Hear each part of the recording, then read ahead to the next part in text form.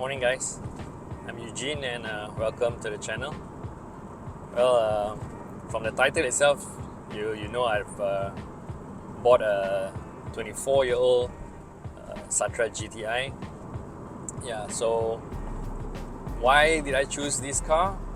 Well, the story goes actually way back. It was back in 1999 after I graduated and I got my first job. I was actually looking for my first car, and so happened they launched the Proton Satria Gti, and I remember seeing it in the papers, and when I first saw the design, I actually fell in love with it, and it was also helped by the fact that it was tuned by Lotus. I've always been a fan of Lotus. I love my cars and I love racing, so anything that handles well, I really enjoy it. So what happened was we went to a Proton showroom and I got a test drive. And after test driving it, I loved it so much, and I decided to get the car. That was back in '99, and my batch was one of the first batch, the Satria Gti first batch, which was running on the MMC ECU unit, which supposedly has more horsepower than the subsequent batches that came later with the I think Siemens ECU. Yeah, and I really enjoyed driving the car. I kept that for a very long time. Actually, I drove it for 14 years, and what happened was very unfortunate. The Satria Gti being the hot item to be stolen. Yeah, my car also got stolen right in front of my house. And yeah, I was really heartbroken because that was a car I really enjoyed driving. And if it wasn't stolen, I would probably be driving it until today. So fast forward many years down the road, I started to look for another Satria Gti. Because basically all the cars in the house were automatics. And I miss driving a manual car. So I decided to look for one again, and I managed to find quite a number of units, but to get a good condition 24-year-old Satria Gti is really, really tough. Alright, some of them, the interior was pretty bad, the exterior and all. So it took a while. It took me a couple of years to actually source a good unit. Alright, and thank God I managed to find one which actually belongs to a doctor. Yeah, the first owner I think bought it in '99, is the first batch as well, and then the second buyer, he bought it over in 2001 and kept it until 2023. And when I saw the condition, I was pretty happy. Okay, in the sense that the interior condition was really good, which was quite rare to find with all the other cars which I've seen.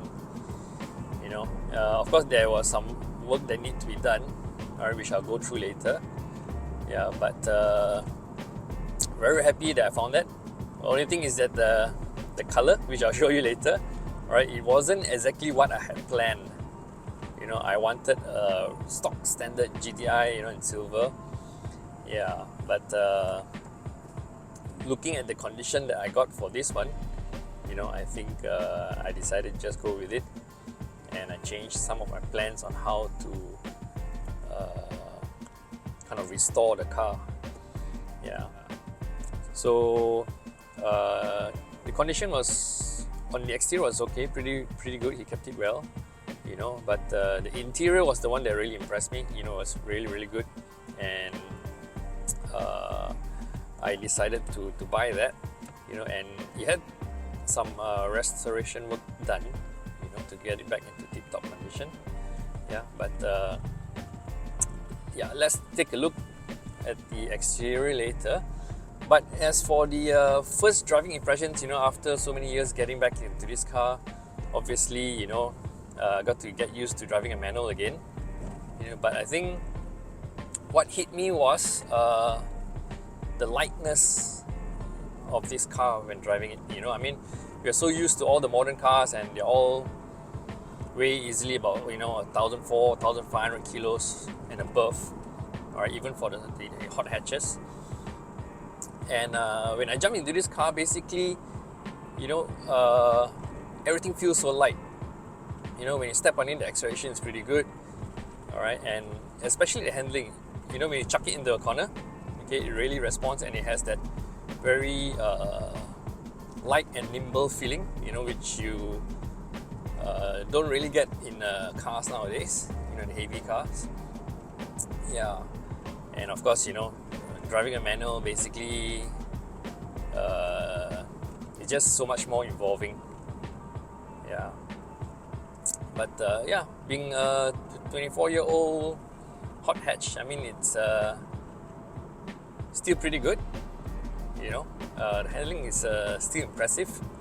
It's more of an old school hot hatch, but that's what I like. Yeah, so let's take a look at the overall exterior of the car, and we'll probably do a drive later on. Alright guys, so let's take a look at the exterior first. Alright, so it's not in silver. Okay, my original plan was to get a silver GTI, and restore it back to its original look. But the previous owner actually resprayed it to candy red, which was, I think, a little bit too bright for my liking. So I had it resprayed to ruby red, which is a slightly darker tone. Alright, why did I go with red? Well, basically, I think with silver, basically it's going to be a theft magnet. Alright, so having it sprayed this color, I think most likely people think it's a convert, and it might reduce the chances of it being stolen. So yeah. But anyway, let's take a look at the front. Okay, one thing interesting to note is this car has this Proton emblem, okay, which is slightly different, because this is actually the first batch of cars of GTIs that actually came out from the factory. In the later batches, basically it had a different, a more triangular emblem at the front. Right. So over here you have your GTI badging. I had the lights changed as well, with slightly darker inserts.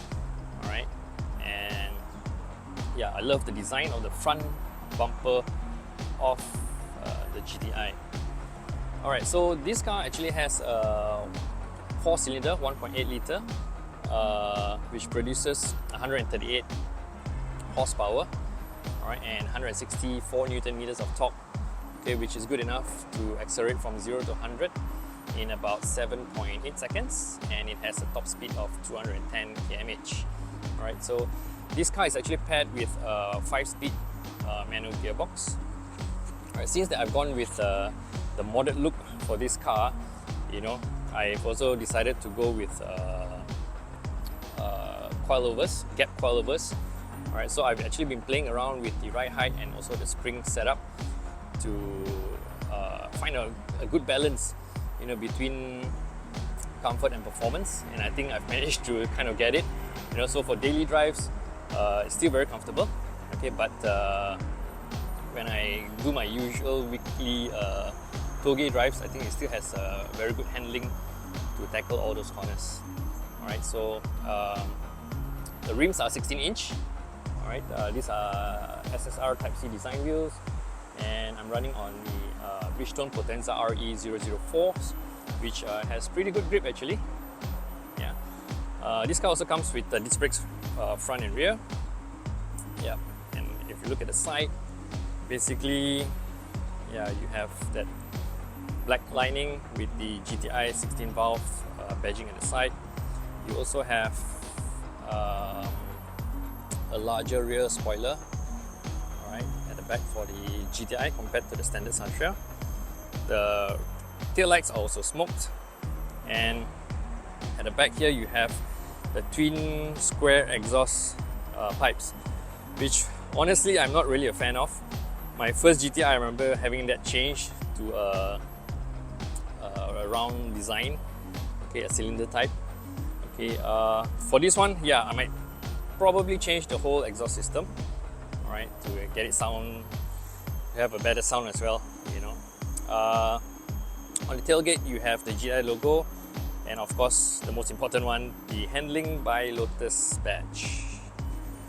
All right. So anyway, let's take a look at the interior. Okay. All right. So you have the GTI logo on the side seal, and these seats are what we call Recaro Enjoy. All right. One of the most common wear and tear parts of the seat would be this side bolster. Basically, a lot of it gets torn due to wear and tear. All right, but yeah, mine also had that, but I had this whole piece reupholstered, and the guys actually did a very good job because you actually can't see the difference. Yeah, so other than that, the rest of the interior was actually in really good condition. You can see the passenger seat also has no issues, and yeah, rear seats are all pretty good. Yeah, roof lining also is pretty clean, no issues.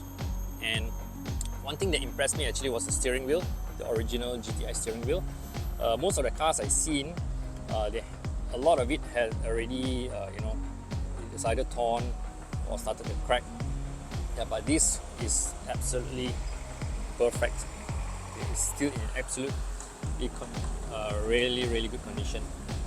Okay, and then you have your 5-speed manual gear shift, right?